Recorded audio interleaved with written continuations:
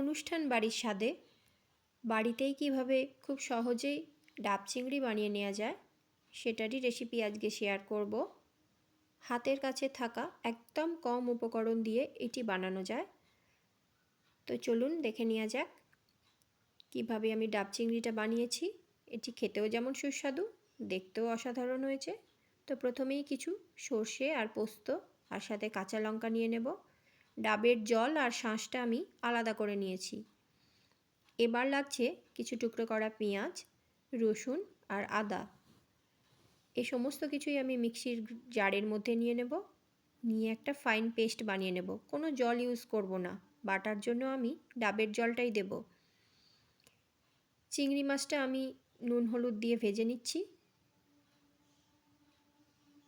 বাকি তেলটাতে যে পেস্টটা বানিয়ে রেখেছি সেটা দিয়ে দেব এবং সেটা খুব ভালো করে কষিয়ে নেব যতক্ষণ না তেল ছেড়ে আসছে। তো তেল ছেড়ে গেছে, এবার ওর মধ্যে দিয়ে দেব নুন আর দিয়ে দেব ডাবের জল। ডাবের জল কতটা পরিমাণ দেবেন না, যে ডাবটাতে আপনারা চিংড়ি মাছটা দিয়ে রান্না করবেন সেই ডাবটাতে যতটা জল থাকবে ততটাই জল দিতে হবে এবং আস্তে আস্তে সেটাকে রিডিউস করে নিতে হবে যতটা আপনারা গ্রেভি রাখবেন। আর দিয়ে দিতে হবে নারকেলের দুধ। যদি নারকেলের দুধ হাতের কাছে না পান তার পরিবর্তে আমুল দুধ দিলেও কাজ চলে যাবে। দেখুন আমি মোটামুটি এরকম কনসিস্টেন্সিতে রেখেছি গ্রেভিটা। এবার চিংড়ি মাছগুলো দিয়ে দেব। চিংড়ি মাছটা দেওয়ার পরেই কিন্তু গ্যাসটা অফ করে দিতে হবে, গ্যাসের ফ্লেমটা, কারণ এটাকে আর কুক করা যাবে না, এটা আমরা ডাবের ভিতরে দিয়ে কুক করব। ব্যাস, আমি গ্যাসের ফ্লেম অফ করে দিয়েছি।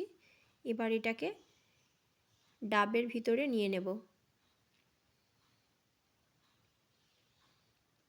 ডাবের ভিতর থেকে আগেই আমি জল আর মালাইটা বের করে নিয়েছিলাম। এবার ওর মধ্যে চিংড়ি আর গ্রেভিটা দিয়ে দেব। একটু আস্তে আস্তে সাবধানে ভরতে হবে যাতে মাছগুলো ভেঙে না যায়। তারপর সমস্ত গ্রেভিটাই দিয়ে দেব আর দেব ওপর থেকে দুটো চেরা কাঁচা লঙ্কা।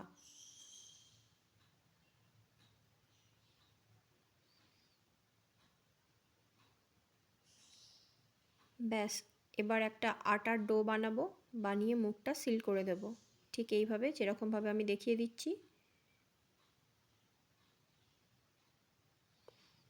এবার এটাকে আপনি কোনো প্রেসার কুকারের ভেতরে দিয়ে স্টিমেও সিদ্ধ করতে পারেন। আমি ডাইরেক্ট গ্যাসের ফ্লেমের ওপর বসিয়ে দিয়েছি। এভাবে 20 থেকে 25 মিনিট রাখলেই কিন্তু আমাদের রেডি হয়ে যাবে ডাব চিংড়ি। গ্যাসের ফ্লেমটা হাই রাখবেন।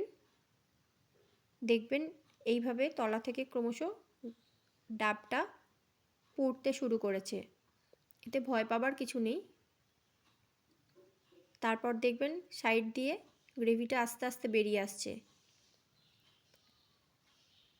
এতে বোঝা যাবে যে আমাদের ডাব চিংড়িটা একদম রেডি হয়ে গেছে।